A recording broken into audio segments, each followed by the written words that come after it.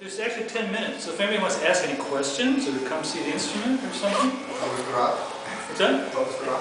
Bagashri. What's the essential difference between Rudra Veena and just regular Veena? What is regular Veena? It has just one as So they mean South Indian? Yes. Okay. Without the It's strung differently, tuned differently, played differently, and has different characteristics. This is the father of the North Indian stringed instruments. Everything else was derived, all the other Veenas were derived from this one, and you can slap my hand if anybody wants to. But categorically speaking, the South Indian Veena is a lute, which means that it has a bridge on a soundboard. This is a stick zither, which means it has a stick, a bridge on a stick that is amplified by the gourds. Did I say that correctly? Thank you. How does the gourds amplify? How do the gourds amplify? Well, I don't know if anybody noticed here, but I'm playing on pieces of styrofoam. Part of the reason for that is, let's play without them.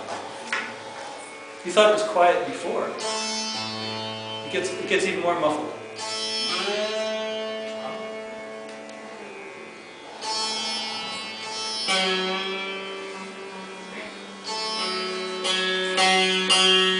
That's as loud as it goes. Now, do you remember what it sounded like, my husband? And what are the strings tuned to? The strings are tuned too. Oh, and this is the other difference. I did say they were tuned differently. The main string is Ma. The second string is Sa. Third string is Pa. But that's Ma, sorry. And the fourth string is Sa. And then there's a ludage, which is the side string. What does it mean? I didn't see you use it very often. I did though. I was using it. Did you use it? Yeah. Yes. It's basically rhythm. Okay, I'm going to really get in trouble now. When my teacher, Zia Mohiuddin Dagar, changed the instrument, this used to be made out of bamboo, with the frets in wax. Frets were in wax. They were set in wax. He changed it from bamboo to teak, and then came up with this ingenious design of tying the frets. I don't know how many of you folks have been in northern India or other parts of India in the summertime. When I started in Benares, 110 degrees at night in the summertime. So can you imagine walking into a room, and when we used to walk into our rooms, the candles were melted. You know, that it would get that hot. So what would you do with an instrument that was all the frets were set in wax? The other thing, by having it set this way, for instance, this particular rag, Bagashri, the dhaivat is a little bit flat compared to other rags. If the frets were set in wax, there's no way for me to change those. I can adjust this to fit the rag, which you cannot do with the traditional side. But that leads me to the ludage, which I haven't forgotten. Almost, it was close. With the lighter instrument and smaller gourds, by having a heavier instrument with the larger gourds and the teak instead of bamboo, it enables you to tune higher and have thicker gauge strings. However, okay, you guys are really going to do it. The old traditional way, and by the way, Asad Ali Khan, who I know most of you know that he just recently passed away, a great loss, because even when I started studying Indian music, there were only 2 Veena players in the world, and it was Asad Ali Khan and then my Ustad, Zia Mohiuddin Dagar. So we have just lost the second of that generation. So anyway, the traditional way of holding this instrument is playing on your knees, with the instrument, wait a minute, I gotta do this, sorry, over your shoulder, and your ear against it. Oh God. Okay? Now, what happened to me? Now the other thing is, with my ear against this rag, and no disrespect to anybody, but I mean against this gourd, I'm hearing a lot of sound, even now, from one very soft striking of the chakara. That's very loud to me, because it's in my ear. My ear's against the gourd. Getting back to the Lodge though. The one thing Dr. Saab did do, and had he been alive, we would have had long conversations, and I've said this to a number of my other students too. Notice the position of my body now, that it's over my shoulder. Everything's lining up. And it makes this Lodge also much more accessible. So it's really much more of a traditional and physically correct positioning of everything. By sitting down, even though I now become accessible, and we all hear the same thing, part of the reason for the pillows and everything else is because, I remember that. Now look what happens to my body. I'm all torqued. And actually, when I first got this instrument, when I first got this instrument, I don't know if you can see, there's two brackets here. So you're getting a like them here besides the concert. Originally, this was attached to here. So now Dr. Saab used to say that the standard way of gauging how far gourds should be apart were to put your hands between the gourds. And look at my hands. I got teeny weeny little hands with just short little fingers. One of his fingers was probably equal to two of mine together. He had the most enormous hands I've ever seen.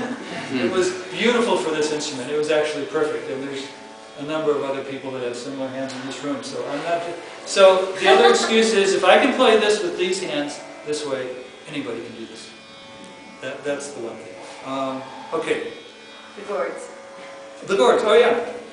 So with thank you. I do need all the help.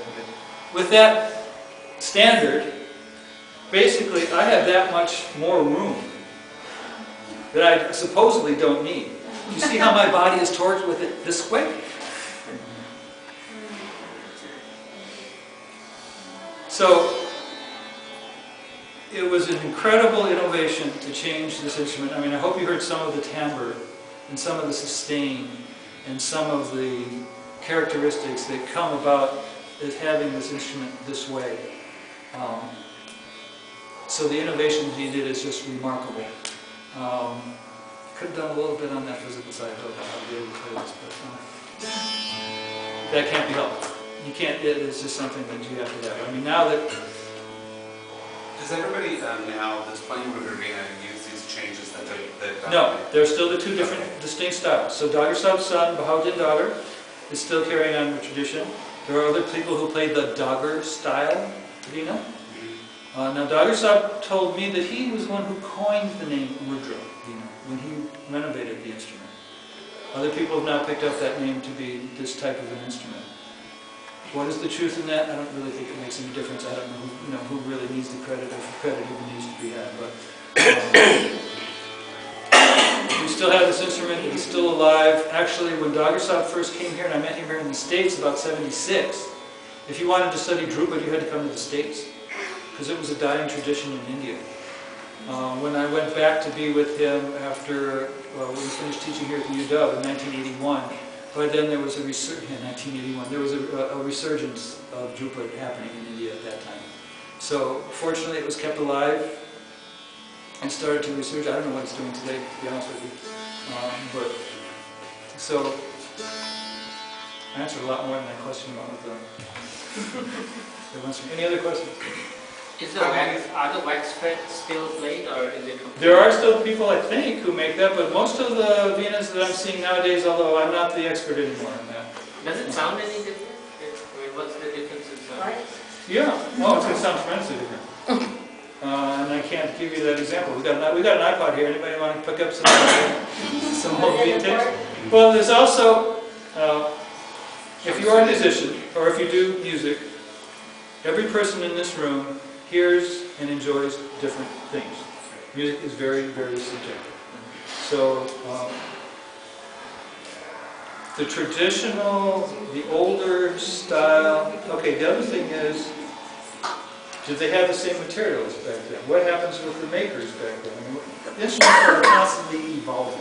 There is no way possibly to be able to say that an instrument that is played today is going to be the same as one from 300 years ago. So, things evolve, tastes evolve, culture evolves, people evolve.